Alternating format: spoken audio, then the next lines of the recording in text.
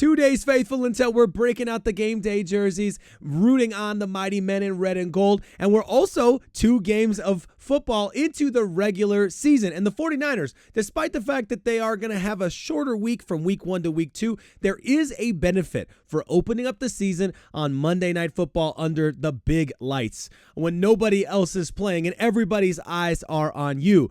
The 49ers are also going to have the opportunity that most teams didn't have ahead of their first game, which is real football to watch. The first 2 games showcased a lot of highlights and a lot of lowlights. In today's show, I am seeing hope in those things, as well as how guys like Sorensen, Chris Furster, and Brock Purdy are ready for them. If you're new here, I'm Nate, and I love talking 49ers, so hit that like button and subscribe if you haven't yet. It's no doubt in my mind that a key factor in determining the winner and loser of week 1 football is how many mental errors your team makes. The 49ers are keenly aware of these and preparing for them. I'm excited to share you some of the details around that. And of course, I should also mention that you still have to go out there and do business. It's not as simple as just avoiding mental errors. But with a roster as good as the 49ers roster is, perhaps, as some believe, the best roster the 49ers have had in several decades, this is a really good time to be making sure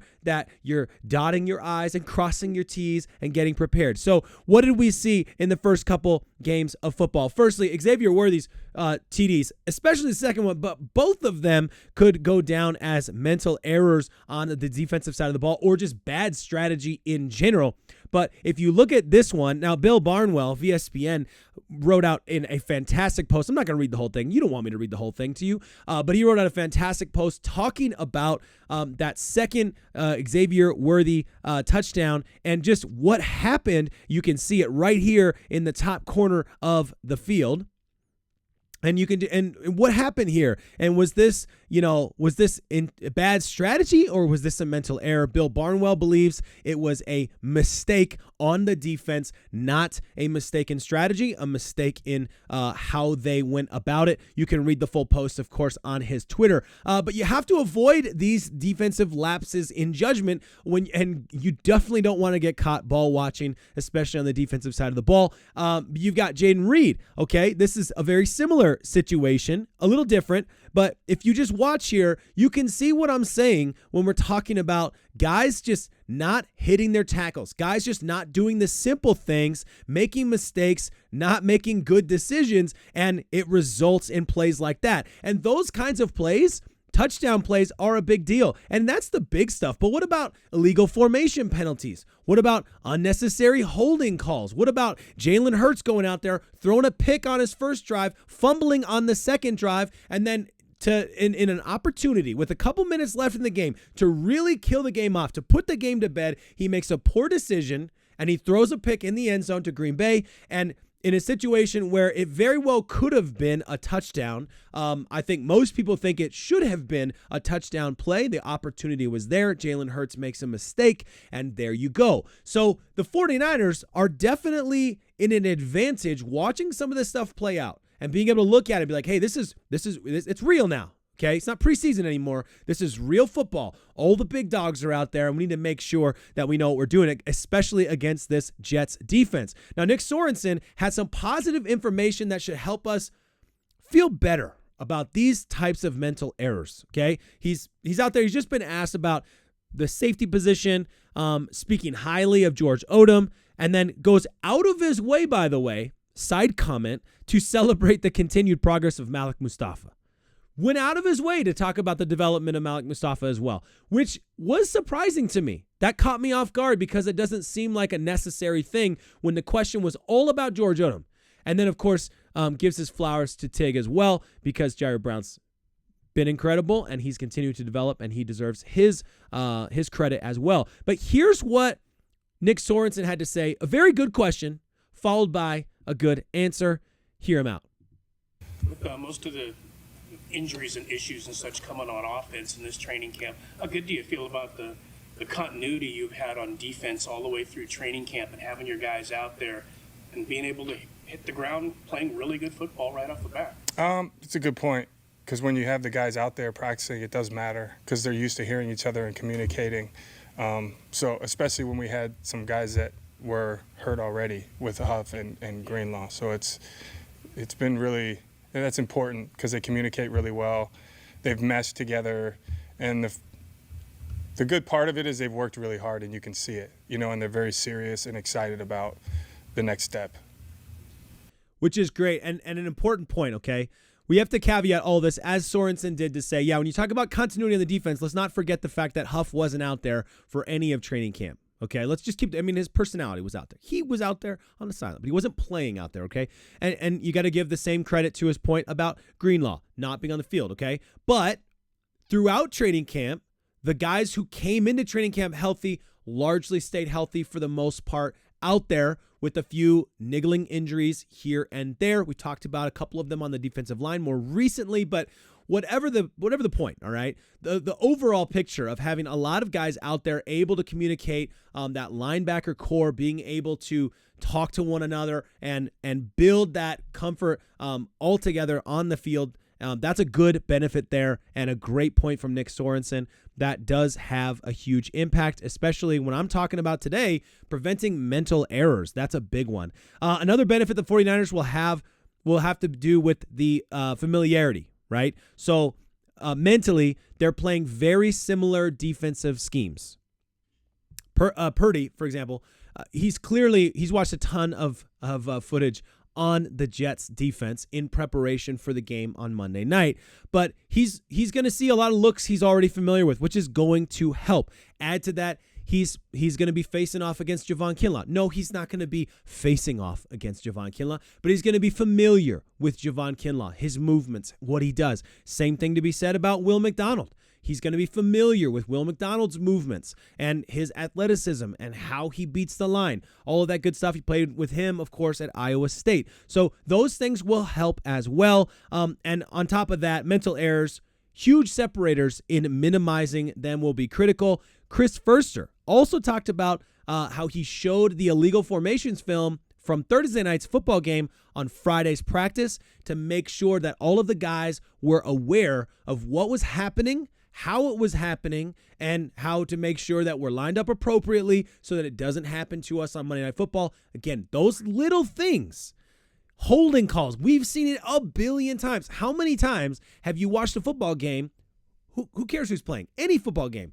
And you've seen a holding call and been like, man, that could be the difference maker right there. When they have a big play, have a touchdown drive, whatever, and something gets called back because of a mental error, a holding call. When it's unnecessary. A lot of times holding calls are unnecessary. Like, very few times do you see a holding call and you're like, you know what, that's okay. Save Purdy getting hit there. I'll take that one, right? It does happen from time to time, but most of the time it seems like it didn't actually end up being a critical moment preventing that play from taking place. So I'm excited to hear that. And look, my point is this. Having some time to look at what's happening is going to be massively helpful for the 49ers, who have a lot of examples now, even just after 2 games of football, of knowing what not to do, of saying, hey, don't forget about this, right? These are all good teams that are out there. Every single team that's played so far is a top-ranked team, and you look at those teams and you see them out there making mental errors and making boo-boos on the defensive side of the ball, making mistakes on the offensive line, right? Making bad decisions from the quarterback from the pocket, right? So obviously, you still got to go out there and you still got to figure it out. And I trust this 49ers roster to figure that out. But it helps if you've got a little time to see what's happening. Like, hey, just a reminder. Like, look what's happening out there. Even right now, as we're practicing right now, look what happened last night. That's going to be, I think, an extra little help for the 49ers as they're preparing to take on the Jets, which is going to be a big game. I think if you stack up the roster side by side, it tilts slightly toward the 49ers. I think that there are some question marks around the quarterback position, the wide receiver room over at the Jets, and just general question marks. Still think Aaron Rodgers is an amazing quarterback. I still think he's going to be really tough to handle. But at the end of the day, I think if you had to stack the rosters up side by side, you'd still say the 49ers roster is better. So at the end of the day, it comes down to coaching, which I think we've got the best out there. And it comes down to, secondly, after coaching, it comes down to those mental decisions, those on-field game decisions that have to get worked out. Some other things I wanted to talk about today before I go. I wanted to talk about this tweet. We've kind of hinted at this or whatever and talked about it a little bit, but short-term savings of about $10 million on the Trent Williams deal that puts San Francisco is officially entering the regular season with about $56 million in salary cap space, the most in the National Football League. Second straight year this is the case. Love that. Another one that we've also talked about a little bit, but that Brock Purdy, Brandon Aiyuk thing, the more that I think about it, the more I'm really excited about that. This is not the first time we've seen a wide receiver and a quarterback, or a couple wide receivers and a quarterback, meet outside of the practice time to work on their rhythm. But here's what David Lombardi had to say. Just the two of them linking up on the practice field last weekend to ensure that they were on the same page following the wide receiver's hold-in. Purdy said this was necessary for him since Aiyuk is more explosive out of his breaks than most wideouts. It was huge. He and I out on the field. This is Purdy talking, getting back into our base fundamental roots. That was the good day for me to just get back into sync of seeing how he moves and feeling it out again, so that this week at practice we picked up where we left off, which is what all the reports have been saying so far. So that's awesome. This other thing we haven't talked about, which is how Josh Dobbs feels about being the third string quarterback. I feel like I played well in practice and in games when I had the opportunities. I think my film shows that. It's up to the coaches and the decision that they made. I know how it goes week to week. Things can change and stuff like that. Just keeping myself ready, keep playing my game, and stay ready for my opportunities. Even if you don't agree with it, you still have to go out and be ready to play. Feelings aside, there's the professionalism of work and preparation. If you kind of dwell on those things, then you won't be prepared for the opportunity. It's not ideal for me, honestly, but I'm going to prepare the same way I prepared and be ready to go when my number's called. You got to respect the professionalism from Josh Dobbs there. You got to respect it, because that's got to be a tough thing to handle. That QB2 battle was a tough one, and I liked how both quarterbacks looked when they were out there with the ones, quote unquote, which weren't actually ones, but, half ones, let's say. I think both of them did a pretty good job. Tough to handle there, and I don't know how this comes down. In my mind, it comes down to how they fit the system. I think in terms of raw talent and X factor, Josh Dobbs gives you something that Brandon Allen doesn't give you.